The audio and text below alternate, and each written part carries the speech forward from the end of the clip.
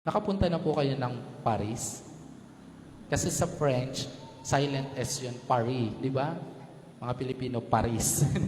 Paris, hindi po ba? The R sound can be tricky in French, but don't feel intimidating. It doesn't have to be a really strict R sound, R sound. I don't say Paris or Paris. I say Paris. O, kung punta na po tayo, doon sila may tinatawag silang bridge. Ang pangalan ng bridge ay Pont d'Art. Pont d'Art. Pont d'Arts yun. Pero silent S nga po sila, di ba? Pont d'Art.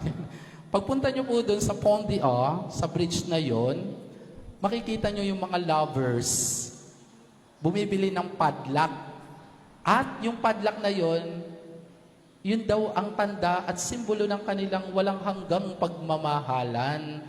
Kaya anong gagawin nila? Ipapadlock nila yung pagmamahal nila doon sa bridge.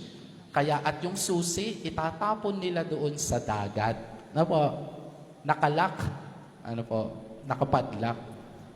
Kamakailan, I think 2015, bumagsak yung bridge dahil sa bigat ng mga padlocks na nandoon. Di mo ba? Biruin mo, almost 700,000 na naitalang padlocks. O, di bumagsak. Di ba? Bakit? Kasi ang pag-ibig, hindi sarado. Ang pag-ibig, bukas.